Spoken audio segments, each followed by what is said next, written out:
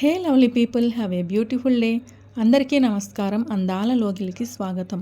ఇప్పుడు మనం ప్రేమ పిచ్చి ఒకటే అనే కథను విందామా? రచించిన వారు జిఎస్ లక్ష్మి గారు.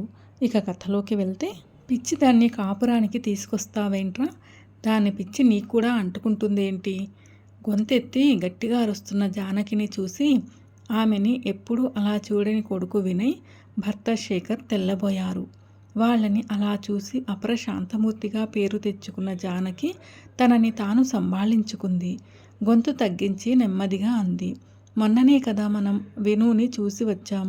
భద్రకాళిలా మీద పడిపోతుంటే ఎంత భయపడ్డామో, అప్పుడే మర్చిపోయావా? దానింటికి తెస్తే ఎప్పుడొచ్చి మీద పడుతుందో అనుకుంటూ గదిలో పెట్టి తాళం వెయ్యాలి. వేళకి దాని తిండి తిప్పలు చూడాలి. అవన్నీ ఒక ఎత్త అయితే రోజుల పసిగుడ్డు ఆ చంటిదాన్ని క్షణక్షణం చూసుకోవాలి. ఇవన్నీ మనం చెయ్యగలననే అనుకుంటున్నావా? యథార్థాన్ని అంత స్పష్టంగా వివరించిన జానకి మాటలకి తండ్రి కొడుకులిద్దరూ కాసేపు ఏమీ మాట్లాడలేకపోయారు. 15 రోజుల క్రితం పాప పుట్టిందనే సంబరంతో వినీతని చూడడానికి వియ్యాల వారింటికి వెళ్ళినప్పటి సంగతి ఒక్కసారి గుర్తొచ్చింది ముగ్గురికి. జానకి, శేఖర్లకి వినయ్ ఒక్కడే కొడుకు. తల్లిదండ్రుల దగ్గర నుంచి చదువు, సంస్కారం చక్కగా అందుకున్నాడు. మంచి ఉద్యోగంలో ఉన్నాడు. సంప్రదాయంగా తల్లిదండ్రులు ఎంచి మెచ్చిన వినీతని సుముహూర్తంలో తన జీవితంలోకి ఆహ్వానించాడు. ఏవో చిన్న చిన్న తేడాలు తప్పితే రెండు కుటుంబాల మధ్య ఏ విధమైన గొడవలు లేవు. అలాగా చక్కగా సాగుతున్న సంసారంలోకి ఓ చిన్న ప్రాణి అడిగిడిపోతోందనే వార్త అందరినీ ఎనలేని ఆనందంలో ముంచెత్తింది. 2 దశాబ్దాల తర్వాత మళ్ళీ ఇంట్లో చంటిపాప పారాడబోతోంది. రెండిళ్లలోనూ ఎంతో ఉత్సాహం. వేడుకలు, విందులతో పాటు ప్రతి నెల మెడికల్ చెకప్కి ఖచ్చితంగా తీసుకెళ్లేవాడు వినయ్.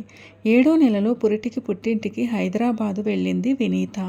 అప్పటి నుంచి పురుడొచ్చే వరకు ప్రతిరోజు ఫోన్లో మాట్లాడుకునేవారు వినయ్, వినీత కూడా. అంతా బాగుందన్నారు డాక్టర్లు, పెద్దలు కూడా. ఒకరోజు ఉదయాన్నే పాప పుట్టిందన్న శుభవార్త వినగానే ఏనుగెక్కినంత ఆనందపడిపోయాడు వినయ్. జానకి, శేఖర్ల ఆనందానికి అవధులే లేవు. 11వ రోజు బారసాల చేసుకుంటామంటే సిజేరియన్ ఆపరేషన్ అయింది కనుక వినీత పీటల మీద కూర్చోవడం కష్టం. కనుక బారసాల 3వ నెలలో చేసుకుందామన్న వియ్యాల వారి మాటను కాదనలేకపోయారు. కానీ మనవరాలిని చూడటానికి 3 నెలలు ఆగలేక పురుడొచ్చిన 15 రోజులకి నక్షత్రం మంచిదే కదా అని పాపని చూస్తామంటూ చెన్నై నుంచి ముగ్గురు హైదరాబాద్ వియ్యాల వారింటికి వచ్చారు. వీళ్ళని చూసి కాస్త ఇబ్బంది పడుతూనే ఆహ్వానించారు వినీత తల్లిదండ్రులు భాస్కర్, సుగుణ. ఏది మా మనవరాలు అంటూ ఇంట్లో అడుగు పెడుతూనే చొరవగా బెడ్రూమ్ల వైపు వెళ్ళబోతున్న జానకిని వినీత ఉన్న రూమ్ వైపు తీసుకెళ్ళింది సుగుణ. చంటిపిల్ల పడుకుందేమో అనుకుంటూ చప్పుడు చెయ్యకుండా నెమ్మదిగా తలుపులు తోసింది జానకి. చీకటిగా ఉన్న గదిలోకి సన్నగా పడిన వెలుతురు గీతని చూసిన వినీత పక్కమేంచి ఒక్క ఉదుటన లేచింది. నెమ్మదిగా తలుపులు తోసుకుని తొంగి చూస్తున్న అత్తగారిని చూసింది. అంతే, ఒక్కసారిగా పక్కనే పడుకోబెట్టుకున్న చంటి పాపని అమాంతం గుండెలకి హత్తుకుంది. పో పో, నేను నా పాపని ఇవ్వను, పో బయటికి అంటూ గట్టిగా అరవడం మొదలుపెట్టింది. స్థాణువయింది జానకి. గట్టిగా అరుపులు వినిపించి వెనకనే ఉన్న శేఖర్, వినయ్ కాస్త తొంగి చూశారు. చెదిరిపోయిన జుట్టుతో, బెదురుతున్న కళ్ళతో, తెచ్చిపెట్టుకున్న కోపంతో గట్టిగా అరుస్తున్న వినీతని చూసి తెల్లబోయారు. హడలిపోయిన జానకి వెంటనే తలుపులు మూసేసి వెనక్కి తిరిగింది. పాలిపోయిన మొహాలతో భాస్కర్, సుగుణలు క్షమించమంటున్నట్లుగా చూశారు వీళ్ళని. అప్పుడే అక్కడికొచ్చిన ఫ్యామిలీ డాక్టర్ మహేష్ జరిగింది గ్రహించి అందరినీ ఉద్దేశిస్తూ రండి కూర్చుందాం అంటూ వాళ్ళని హాల్లో సోఫాల వైపు నడిపించాడు. డాక్టర్ గారు ఇప్పుడే ప్రయాణం చేసొచ్చారు, కాస్త కాఫీలు తాగాక అంతా చెబుదురు గాని అంది వినీత తల్లి సుగుణ. అవునండి, ముందు కాస్త రిలాక్స్ అవ్వండి, అప్పుడు మాట్లాడుకుందాం అంటున్న డాక్టర్ మాటలు అర్థం కాక ఒకరి ముఖాలొకరు చూసుకున్నారు జానకి, శేఖర్, వినయ్. వరాల మొలక చంటిపాపని చూడటానికి ఉప్పొంగుతున్న ఉత్సాహంతో వచ్చిన ఆ ముగ్గురు రాక్షసిలా అరుస్తూ మీద పడుతున్న వినీతని చూసి స్థాణువులయ్యారు. వారికసలు నోటమ్మట మాటనే రాలేదు. భాస్కర్, సుగుణల బలవంతం మీద స్నానాలు చేసి కాఫీ టిఫిన్లు ముగించి అందరూ హాల్లో కూర్చుని స్థిమితపడ్డాక భాస్కర్ వాళ్ళ ఫ్యామిలీ డాక్టర్ మహేష్ నెమ్మదిగా మాట్లాడడం ప్రారంభించాడు. ముందుగా జానకిని చూసి, అమ్మ మీరు కంగారు పడకండి, అంతా వివరంగా చెప్తాను అంటూ అందరినీ ఉద్దేశించి చెప్పసాగాడు. మొదటి నుంచి జరిగిందంతా చెప్తాను. చదువు సంస్కారం ఉన్నవారు అర్థం చేసుకుంటారని అనుకుంటున్నాను. మామూలుగా 9 నెలలు నిండాక మీ కోడలు వినీతని చెకప్కి తీసుకెళ్ళినప్పుడు బేబీ బాగా తయారయిందని, ఎప్పుడైనా పురుడు రావచ్చని గైనకాలజిస్ట్ చెప్పింది. అలా చెప్పాక కూడా వారం గడిచినా నొప్పులు రాక అనీజీగా అనిపిస్తే హాస్పిటల్లో జాయిన్ చేసుకుంది. మామూలుగా నొప్పులొస్తే పర్వాలేదు, లేకపోతే పరిస్థితిని బట్టి సిజేరియన్ చేస్తాను అంది. అదంతా మీకు తెలిసిందే కదా. కానీ అప్పుడే వినీత మనసులో ఒక సందేహానికి ఒక బీజం పడింది. అదేమిటంటే సిజేరియన్ చేసినప్పుడు తనకి మత్తుమందు ఇస్తారని, అలా ఇచ్చినప్పుడు తనకు తెలియకుండా తన పాపని తీసుకెళ్ళిపోతారని ఒక విధమైన భావోద్వేగానికి లోనయింది. మరి ఎలా అనుకుందో మాకు తెలీదు, కానీ అలా జరగదని మేమెంత నచ్చ చెప్పినా వినలేదు. ఆపరేషన్కని మత్తుమందు ఇవ్వడానికి కానీ ఒప్పుకోలేదు. ఇంకా సిజేరియన్ చెయ్యక తప్పని పరిస్థితుల్లో ఒక విధంగా బలవంతంగానే వినీతకి అనస్థేషియా ఇవ్వవలసి వచ్చింది. ఆపరేషన్ అంతా బాగా అయింది. పాప కూడా హెల్దీగానే ఉంది అని అందరం సంతోషిస్తున్న టైంలో తెలివిలోకి వచ్చిన వినీత ప్రవర్తన విచిత్రంగా మారిపోయింది. పాపని ఒక్క క్షణం కూడా వదిలిపెట్టడం లేదు. ఒక్క క్షణం వదిలినా ఎవరో తీసుకెళ్ళిపోతారేమోననే భయం ఎందుకో తనలో ప్రవేశించింది. తన దగ్గరికి ఎవరైనా వస్తే చాలు తన పాపని తీసుకెళ్ళిపోతారనే భయంతో చంటి పిల్లని మరింత దగ్గరికి తీసుకొని గట్టి గట్టిగా అరిచేస్తోంది. ఎందుకిలా చేస్తోందో మాకేమీ అర్థం కావటం లేదు.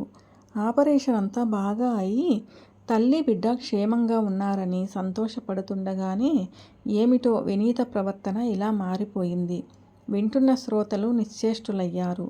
డాక్టర్ చెప్పడం ఆపగానే కన్నీళ్ల పర్యంతమవుతూ తనకి తెలియకుండా మత్తుమందు ఇచ్చేశామని, మా మీద కూడా నమ్మకం పోయి పాపని మా చేతికి కూడా ఇవ్వడం లేదు, ఎవరొచ్చి తన పాపని తీసేసుకుంటారో అన్నట్టు గాలి కూడా రాకుండా తలుపులు కిటికీలు మూసేసుకుని ఆ చంటిదాన్ని ఒళ్ళో పెట్టుకుని కూర్చుంటుంది.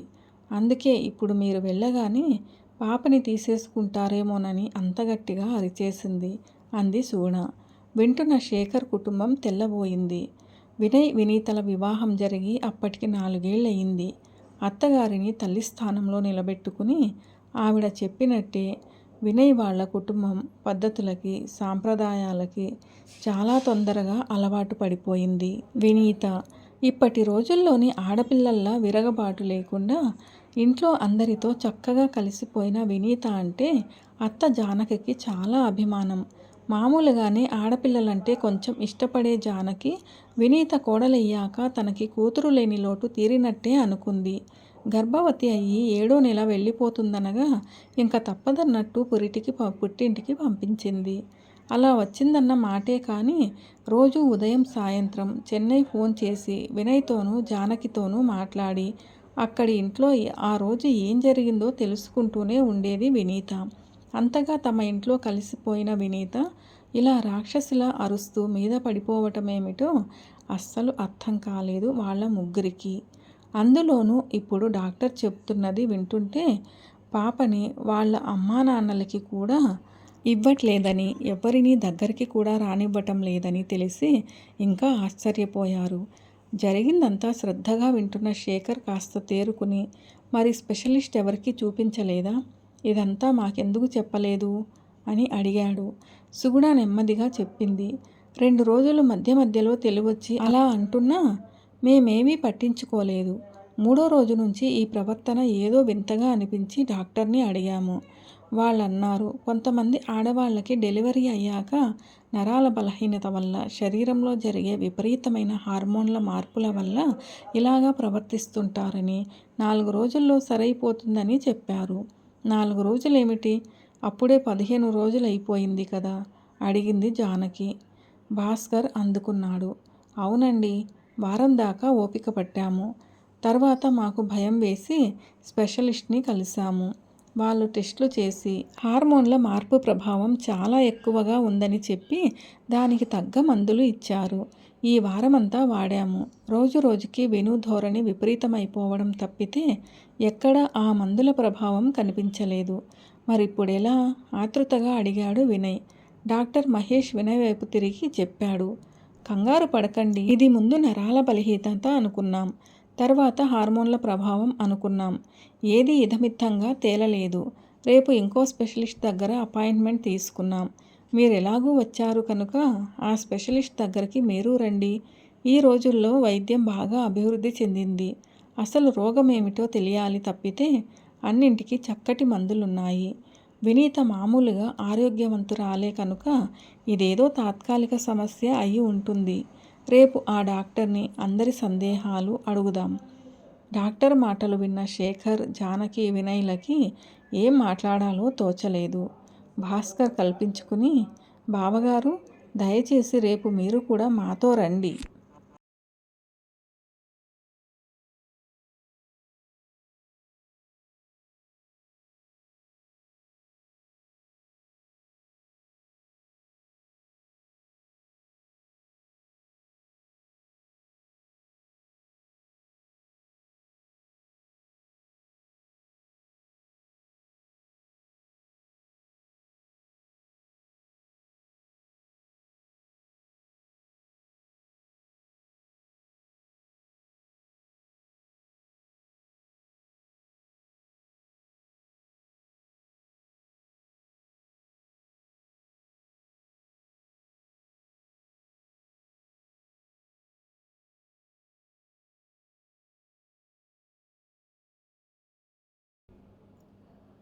మాకసలే ఈ పిల్ల ఇలా అయ్యిందేమిటా అని బెంగగా ఉంది.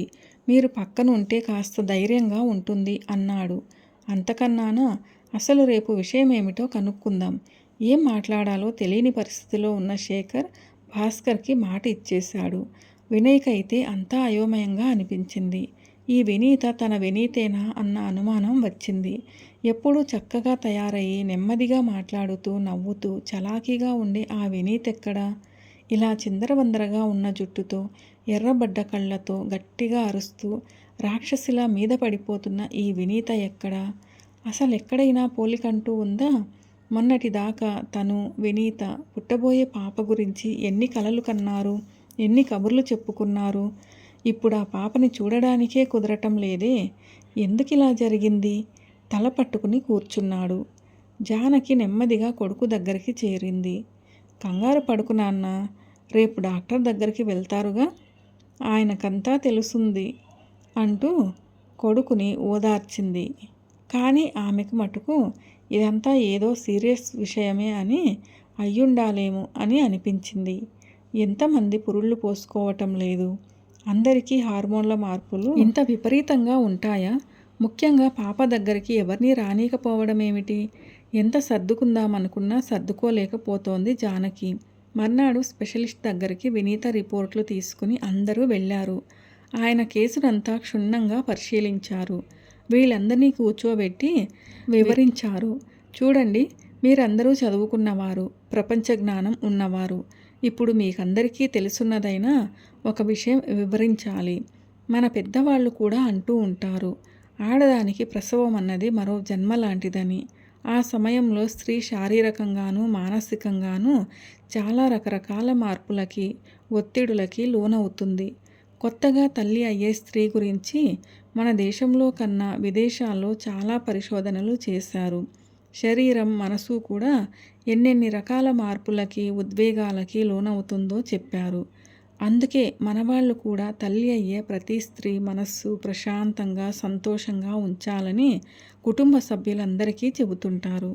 మెడికల్ సైన్స్ ఇంత అభివృద్ధి చెందిన ఈ రోజుల్లో నెల తప్పినప్పటి నుంచి గర్భవతి అయిన మహిళా డాక్టర్ల పర్యవేక్షణలోనే ఉంటోంది. ఈ విషయంలో, వినీత విషయంలో మీరంతా ఏమీ తక్కువ చెయ్యలేదు. అమ్మా నాన్నల కన్నా ఎక్కువగా అత్తామామలు, భర్త ఆమెని చూసుకున్నారు. మానసికంగా, శారీరకంగానూ కూడా ఆమెకి ఏ లోటు లేదు. కానీ ప్రసవం తర్వాతే వినీత ఇలా ప్రవర్తిస్తోందంటే ఎందుకని మనం ఆలోచించాలి. ఆసక్తిగా ఉంటున్న శ్రోతలు కుర్చీల్లో కాస్త ముందుకు జరిగారు.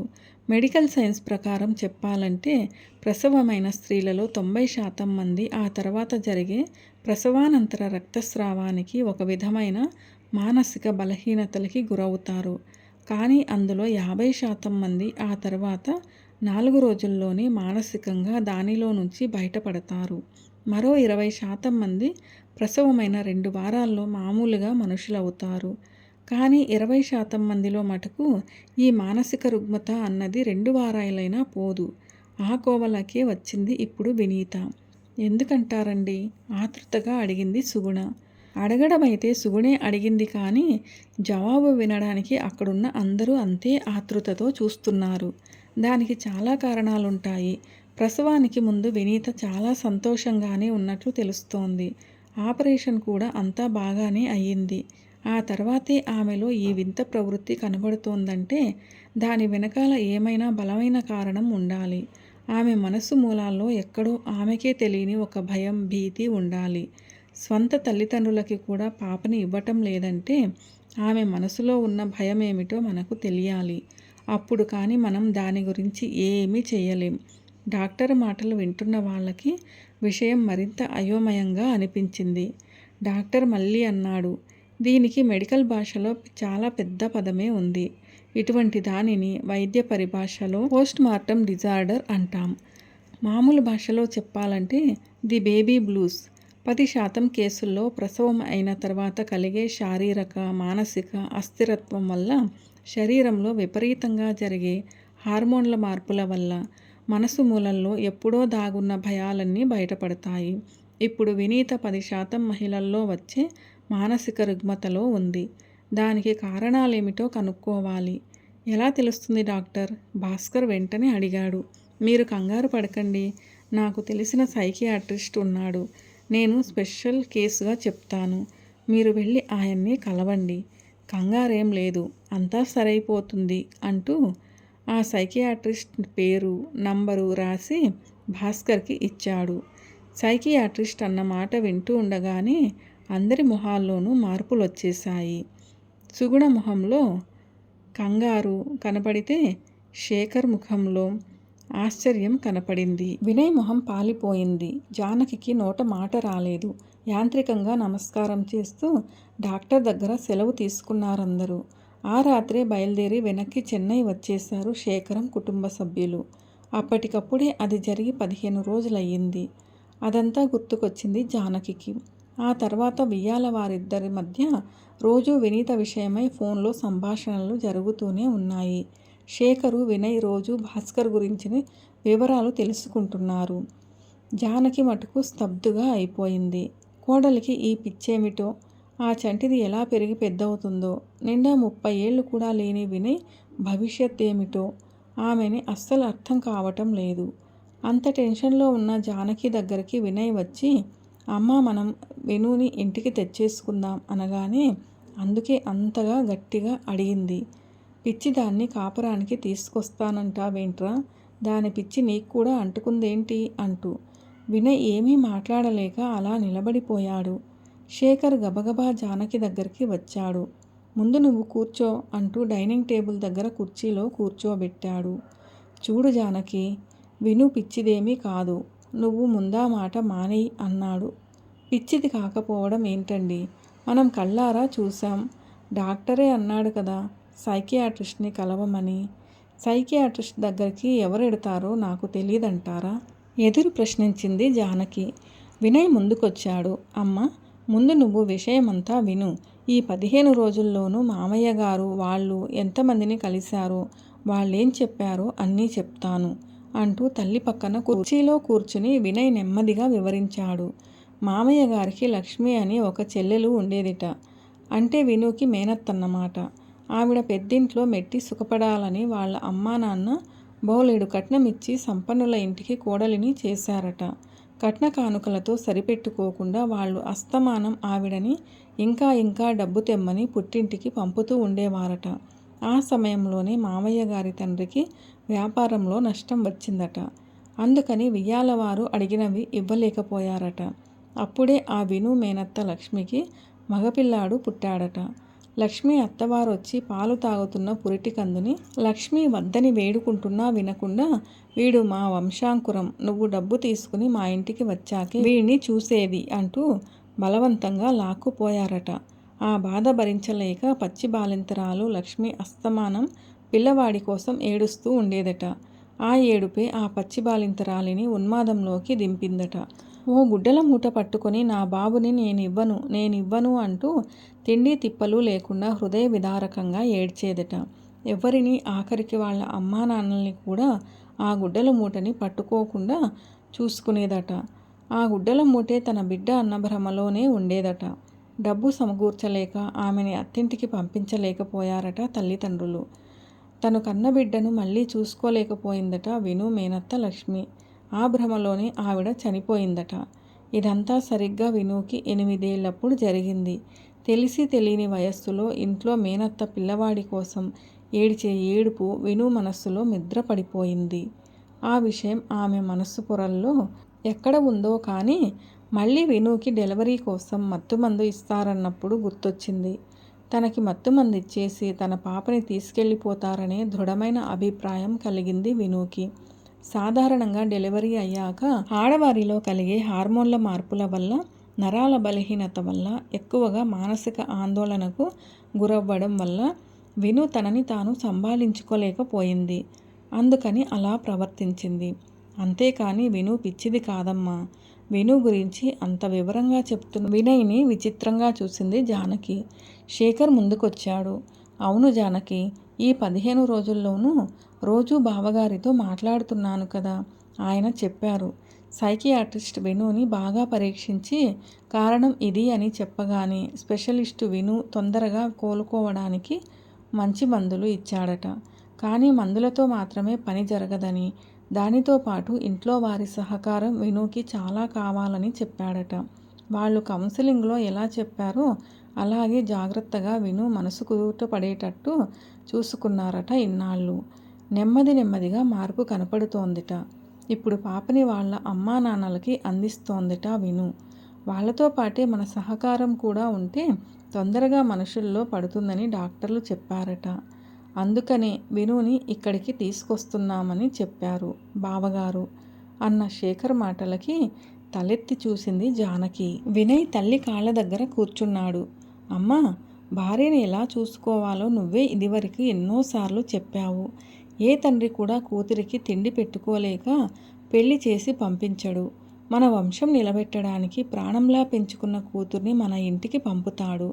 మన ఇంటికొచ్చిన లక్ష్మిని మనం జాగ్రత్తగా చూసుకోవాలి అని నాతో ఎన్నిసార్లు చెప్పలేదమ్మా నువ్వు. మన ఇంటి లక్ష్మికి ఇప్పుడు నిజంగా మన సహకారం కావాలమ్మా.